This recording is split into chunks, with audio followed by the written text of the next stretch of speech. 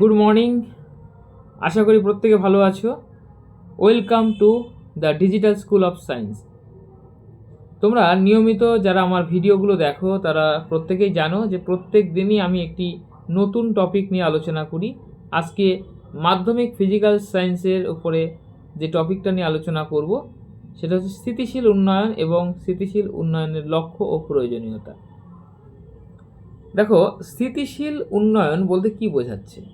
স্থিতিশীল উন্নয়ন মানে আমরা জানি যে আমরা বর্তমানে শক্তির প্রধান যে উৎসটা আমরা ব্যবহার করি সেটা হচ্ছে জীবাশ্ম জ্বালানি, তাই তো?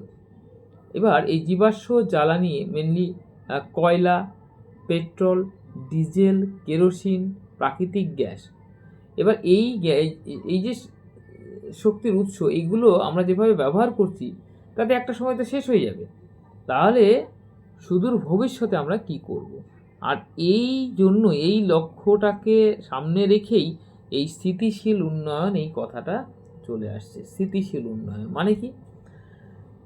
তাহলে আমাদের যদি জীবাশ্ম জ্বালানি শেষ হয়ে যায় তাহলে সেই ভয়ে কি আমরা আজকে থেকেই জীবাশ্ম জ্বালানির ব্যবহার বন্ধ করে দেব? এবার একবার ভাবো তো, জীবাশ্ম জ্বালানির ব্যবহার যদি বন্ধ হয়ে যায় তাহলে আমরা যে যাতায়াত করছিলাম, আমরা বিভিন্ন গাড়িতে, বিমানে, ট্রেনে, বাসে আমরা যাতায়াত করছিলাম, তাহলে আমাদের সেগুলো পায়ে হেঁটে করতে হবে, বা সাইকেলে করতে হবে, বা গরুর গাড়িতে করতে হবে? এটা তো সম্ভব নয়। তাই স্থিতিশীল উন্নয়ন বলছে যে জীবাশ্ম জ্বালানিকে সীমিতভাবে, মানে প্রয়োজনের অতিরিক্ত আমরা যেন অপচয়টা না করি, তাই বৈজ্ঞানিক উপায়ে স্থিতিশীলভাবে এটাকে ব্যবহার করা এবং ভবিষ্যৎ প্রজন্মের জন্য আমরা যেন সঞ্চয় করে রাখতে পারি, মানে বর্তমানের চাহিদাটাকে মেটানো এবং ভবিষ্যতের জন্য সঞ্চয় করে রাখা, এই যে পদ্ধতি এটাকেই বলা হচ্ছে স্থিতিশীল উন্নয়ন। তাহলে এই স্থিতিশীল উন্নয়নের যদি আমরা দেখি এর লক্ষ্য বা এর প্রয়োজনীয়তা কী এবং এই জন্য আমরা কি কি করতে পারি। স্থিতিশীল উন্নয়নের মেন যে লক্ষ্য সেটা হচ্ছে প্রাকৃতিক সম্পদ, মানে প্রাকৃতিক যে জ্বালানি রয়েছে, জীবাশ্ম জ্বালানি, এইটাকে যত বেশি দিন পর্যন্ত আমরা ব্যবহার করতে পারি, সাস্টেনেবল এনার্জি, আমরা যত বেশি দিন পর্যন্ত এটাকে ব্যবহার করতে পারি, এটাই কিন্তু এর মেন উদ্দেশ্য।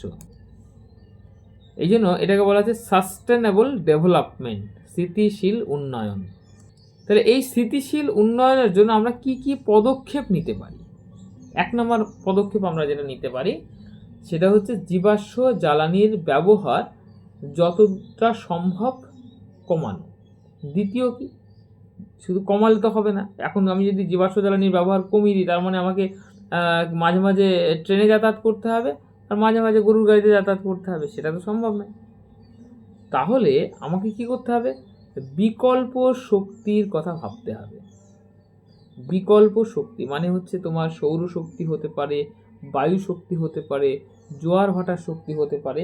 এই ধরনের বিকল্প শক্তি যেগুলো নবীকরণযোগ্য, মানে রিনিউ করা যাবে। ধরো সৌরশক্তি, তুমি আজকে সৌরশক্তি ব্যবহার করলে সূর্য আগামী দিনেও উঠবে, আগামী দিনেও ব্যবহার করতে পারবে। আজকে মনে করো সমুদ্রের ধারে বায়ুকল বসিয়ে তুমি বায়ু শক্তিকে কাজে লাগালে, এটা কিন্তু আগামীকালও থাকবে। এগুলোকে বলা হচ্ছে রিনিউয়েবল এনার্জি। জোয়ার ভাটার শক্তি, এগুলোকে বলা হচ্ছে রিনিউয়েবল এনার্জি। অর্থাৎ স্থিতিশীল উন্নয়নের জন্য আমরা যে পদক্ষেপ নিতে পারি সেটা হচ্ছে আমাদের এই রিনিউয়েবল এনার্জির ব্যবহারটাকে বাড়ানো। এবং আরেকটি জিনিস হচ্ছে আমরা বর্জ্য পদার্থ, যে সমস্ত বর্জ্য পদার্থ আছে, ধরো গবাদি পশুর যে সমস্ত গরুর গোবর বা তাদের গবাদি পশুর খাদ্য যে খড় বা এইগুলোকে পচিয়ে সেখান থেকেও কিন্তু আমরা এনার্জি পেতে পারি, মিথেন গ্যাস তৈরি করতে পারি। আর উন্নত প্রযুক্তি ব্যবহার করে শিল্প, কলকারখানা এবং যানবাহনের ইঞ্জিনের কর্মদক্ষতা যদি আমরা বাড়াতে পারি, অর্থাৎ আমরা কম পরিমাণে জ্বালানি দিয়েই যদি আমরা বেশি দূর পর্যন্ত যেতে পারি, বেশি গাড়িটা বেশি কিলোমিটার পর্যন্ত চলতে পারে, সেই দিকটাকেও আমাদের ভাবতে হবে। আরেকটি হচ্ছে যত জীবাশ্ম জ্বালানি কমাবো আমরা, তত আমাদের প্রাকৃতিক দূষণ কিন্তু কমে যাবে।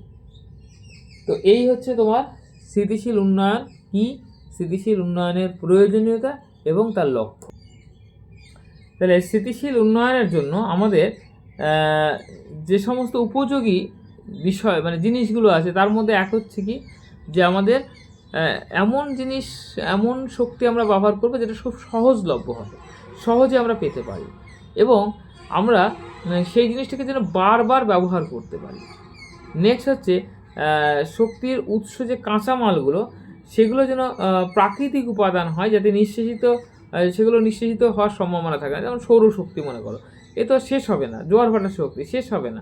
তো এইগুলো আমরা স্থিতিশীল উন্নয়নের জন্য আমরা এই ধরনের শক্তিগুলোকে ব্যবহার করতে পারি।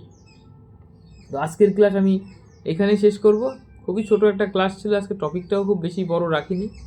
ঠিক আছে, নেক্সট ক্লাস আলোচনা করব আমরা অপ্রচলিত শক্তি মানে রিনিউয়েবল এনার্জি, কী কী রিনিউয়েবল এনার্জি আছে সেইগুলো নিয়ে একটু আলোচনা আমি করব। যারা চ্যানেলে নতুন আছো অবশ্যই চ্যানেলটি সাবস্ক্রাইব করে রাখো এবং বেল আইকনটি অন করে রাখো, যাতে পরবর্তী ভিডিও নোটিফিকেশান তোমার কাছে সবার প্রথমে পৌঁছে যায়। ভিডিওটি একটি লাইক করো, যাতে আমাকে তোমাদের একটি লাইক না আমাকে আরও নতুন নতুন ভিডিও করাতে উৎসাহ জাগায়। তোমাদের মতামত অবশ্যই কমেন্ট বক্সে জানাবে। প্রত্যেকে ভালো থেকো, দেখা হবে পরের ভিডিওতে। Thank you.